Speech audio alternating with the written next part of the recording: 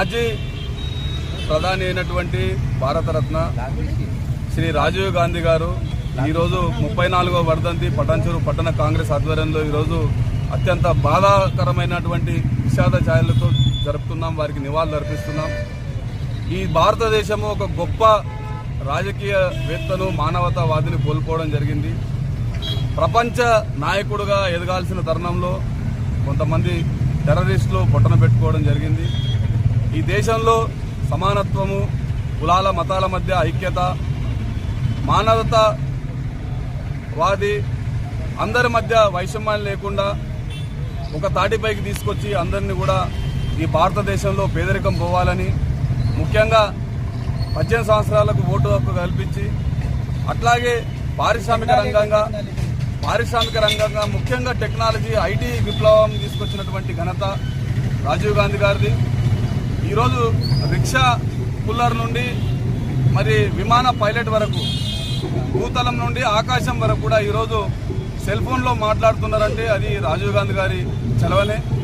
ఈ దేశంలో ముఖ్యంగా పేదరిక నిర్మూలన, యువతకు ఉద్యోగ అవకాశాలు, అట్లాగే టెర్రరిజాన్ని అణచివేత, ముఖ్యంగా దేశంలో రాష్ట్రాలలో ప్రగతిని, అట్లాగే ముఖ్యంగా పంచాయతీరాజ్ చట్టాన్ని తీసుకొచ్చి ఒక ప్రధానికి లేనటువంటి చెక్ పవర్ను పంచాయతీ సర్పంచులకు కల్పించినటువంటి ఘనత రాజీవ్ గాంధీ గారిది.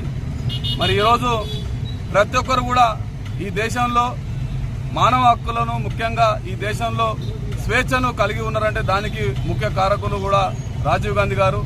వారికి మేమందరం కూడా ఈరోజు ఘనంగా నివాళులు అర్పిస్తున్నాం. రాబోయే రోజుల్లో భావి ప్రధాని రాహుల్ గాంధీ గారిని ప్రధాని చేయడానికి, అట్లాగే ఈ రాష్ట్రంలో ప్రియతమ ముఖ్యమంత్రి వర్యులు రేవంత్ రెడ్డి గారి అధ్యక్షతన వస్తున్నటువంటి పథకాలను ప్రజల్లోకి తీసుకెళ్లి పేదల పక్షాన ఉంటారని చెప్పి తెలియజేస్తున్నాం. అట్లాగే పటాన్చెరు సంబంధించినటువంటి కొంతమంది అధికారులు కూడా ఇంకా బీఆర్ఎస్ సంబంధించినటువంటి ఆ బీఆర్ఎస్ గతంలో పార్టీ చేసినటువంటి పాలన వాసన ఇంకా పోలేదు. అధికారులకు మేము హెచ్చరిస్తున్నాం, ఇంకా మీరు బీఆర్ఎస్ నాయకులకు అడుగులు మదుగులు తొక్కకండి. మీరు ప్రజల పక్షాన ఉండండి.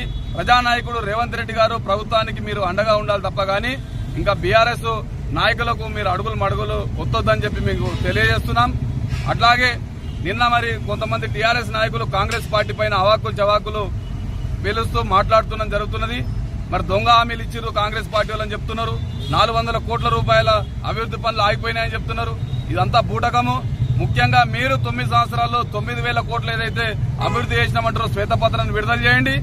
గ్రామంలో బోర్డులు, సూచికలు ఏర్పాటు చేయండి. ఏ గ్రామానికి ఎంత మీరు అభివృద్ధి చేసిర్రో మీ 9 సంవత్సరాలలో, ఎంత మిషన్ భగీరథల మిషన్ కాకేతీలే ఎంత మెక్కి తిన్నారో, అట్లాగే హరితహారంలో ఎంత తిన్నారో ఇవన్నీ కూడా మీరు నోటీస్ బోర్డులు తెలియజేస్తే అక్కడ ఉన్నటువంటి కాంగ్రెస్ కార్యకర్తలు బయట పెడతారు. ఇవన్నిటి కూడా చర్చలకు సిద్ధం. రేపు రాబోయే రోజుల్లో మా ముఖ్యమంత్రి రేవంత్ రెడ్డి గారి అధ్యక్షతన మీ అందరం కూడా వారికి అండగా ఉంటూ ఈ ప్రజలకు అండగా ఉంటామని తెలియజేస్తున్నాం. రాజీవ్ గాంధీ